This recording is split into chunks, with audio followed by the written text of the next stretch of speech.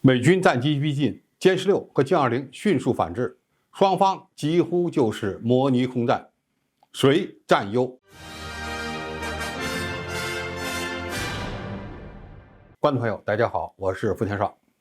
近日，央视采访了一批中国空军歼20、歼16的飞行员，从而让我们看到了解放军空军飞行员的技战术水平，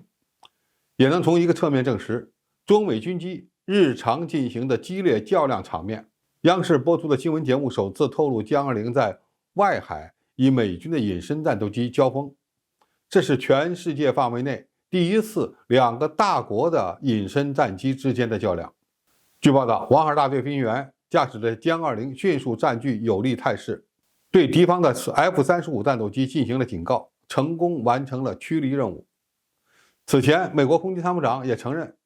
F-35隐身战机在东海遭遇解放军歼20战机的拦截。美国太平洋空军司令肯尼斯·威尔斯曾经透露说，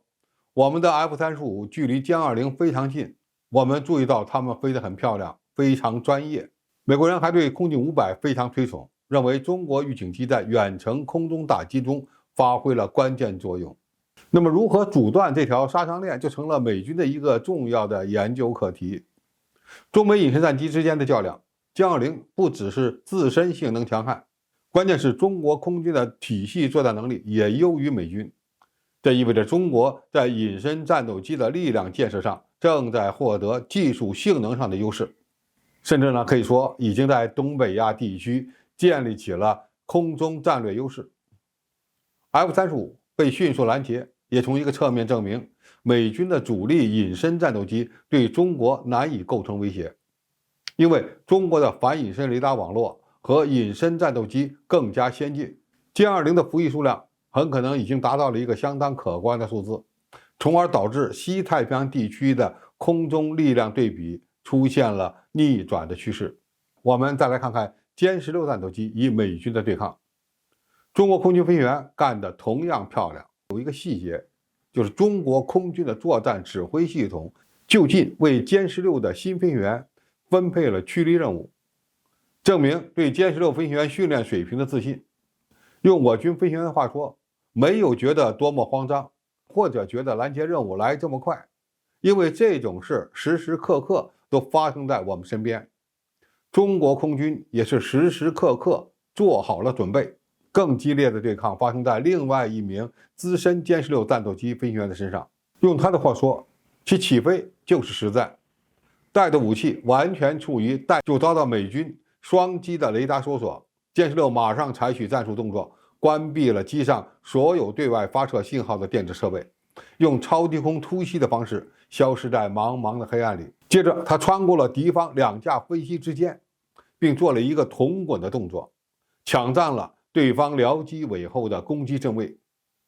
对方的飞机看到我们已经占据了绝对的主动优势，也不敢轻举妄动。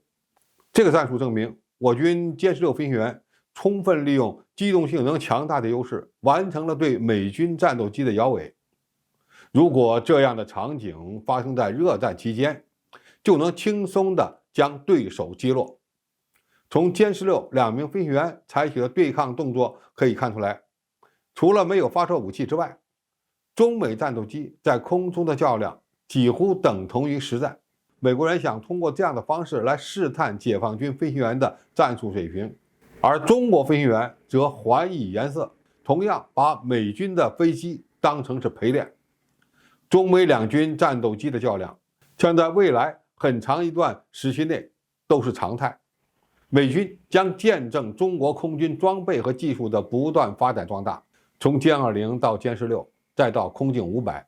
美军正在感受部分主战装备开始落后于中国的现实。特别是美军的隐身战斗机对中国已经失去了威慑力，而中国空军的强大必然会改变西太平洋上空的力量对比。这一点非常重要，因为它能让潜在的对手不敢轻举妄动，并将长期影响东亚地区的战略格局。好，今天评述就到这里，谢谢大家收看，我们下期再见。